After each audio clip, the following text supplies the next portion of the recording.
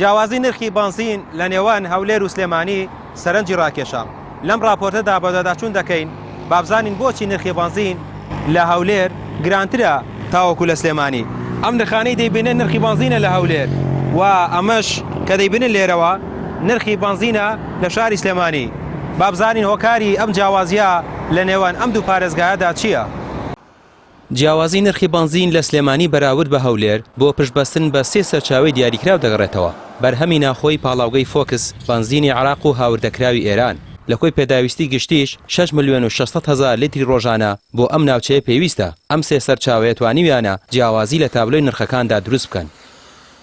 لە ئێستادا لە زۆربەی ئەوەی بە حکومەوە کە خوا زۆرەکەوتمە کوالیتیەکەی لە زۆربەی زۆری شوێنەکان دەستکاری دەکرێت بۆ ئەوەی بەرز بکرێتەوە یان بەڵحاصڵ ئەوە کەیە بڵین لە چاو ئەوەی نییە بڵین شوفێر لێی ڕازی بێ چکە خواز زۆرە و بەرهەمێنان کەمە ئەوە هۆکاری سەرچێتی سەرەوە دۆخەتەنە لە دەست حکوومەت هاوکاری پاڵاوگەکان کات و پاڵاوگەکانیش هاوکاری بنزینخانەکان بکەن بۆی خواستی بازار بکەن.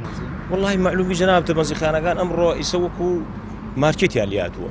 بنزینخانە ئەوەندە زۆرە ئەبێ یا لە فۆکس یا لەگەڵ قەیوان تەعاملگایە لەگەڵ ساحەکانە ئەو کە لە بازاڕانە بێ خۆ دەزانی بنزینخانە لەکوێ پێیاگا ئەوی تەوازنەکەی ڕاکردو لەم سروریە تەنها فۆکسە بە ئیستەشەوە بەم حاڵەوە کە لە هەولێرە لیتر بنزین 1550 دینار و 600 دینارە تا ئەم لە حزێش کە قساکەین فۆکس هەر بە 980 دینارە.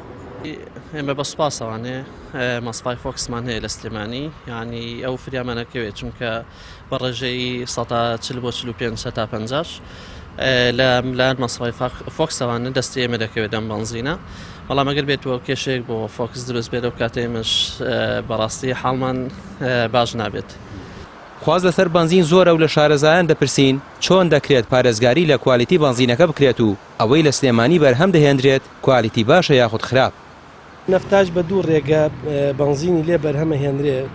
ڕێگایەکیان کە ڕێگایەکی ستاندارد و زانستیە لە ڕێگەی مەسفاوە ئەبێ بە ڕێگەی ریفۆرمەیت کەتەلایتین ریفۆرمەیتەوە بێ. ئەمەش ڕێگەیەکی زۆر باشە کە جیاکردنەوەی موادی گۆگردەکەی لێ جیاکرێتەوە دواتر ئۆکتانی تەبەن ئۆکتانی نەفتا زۆر نزمە لە 45 بۆ 65 کە بەکارهێنانی ڕاستەوخۆ زۆر خراپە بۆ سوتەمەنی.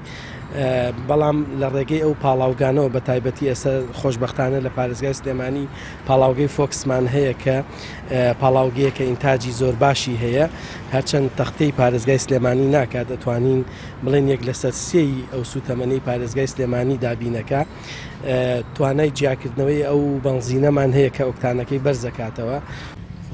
وەستانی کاتی پاڵاوگەی فۆکس بۆ مەبەستی سیانەکردن دڵە ڕاوکەی دروست کردووە بەڵام بەرپرسانی پاڵاوگەکە دڵنیایی دەدەن کە دوای پرۆسەی سیانەکردنیش نرخەکان وەکو خۆیان دەهێڵنەوە و پێداویستی بازار باشتر پڕ دەکەنەوە. ئێمە با بڵین زەختێکی زۆرمان خستە سەر ئەم پاڵاوگەیە بەس لەبەر خاتری ئەوەی کە ئەم زروفە تێپەڕێنین بەڵامی تر دیارە بەداخەوە هەم زروفەکە بە شێوازێک لە شێوازەکان درێژەی کێشاوە هەم ئێمەش کاتی ئەومان هاتووە با بڵین سیانی خۆماکەین. مانجی ئێمە و مەرامی ئێمە ئەوەیە کە هەمیشە یعنی فۆکس پێش ئەمەش یعنی پێش ئەم وەستانە هەمیشە بە سعرێکی تەنافوسی باشە واتە سعری ڕکابەر بەرەو هەرزانی نەک بەرەو گرانی با بڵین بەرهەمەکانمان خستۆتە بازارەوە و لە دوای ئەمەشەوە ئامانجی ئێمە ئەوەیە کە ئەم سعرە با بڵین هەر بەو شێوازە بمێنێتەوە. ئێمە ئەو نەفتایە ئەو ماوەدە ئەوەلێ کە حکوومەتی عێراقی بۆمان دیابی نەکات کە دوایەوەی بەدادەچوونمان بۆ کردووە و تێبینیمان کردووە خۆی کۆمپانیای سۆمەوە بە شێوازێک لە شێوازەکان کە ئەم بەرهەمانە ئەفرۆشێ بە دەرەوەی عێراق داشکانێگەکە یاخود باڵێن خەسمێگەکە بۆ کڕیارەکانی لە دەرەوەی وڵات.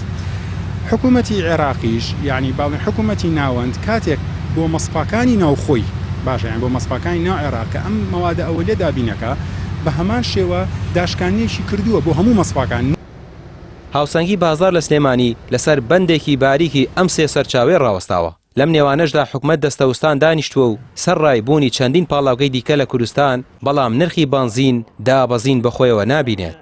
ڕامیار عوسمان کەناڵی پێام سلێمانی.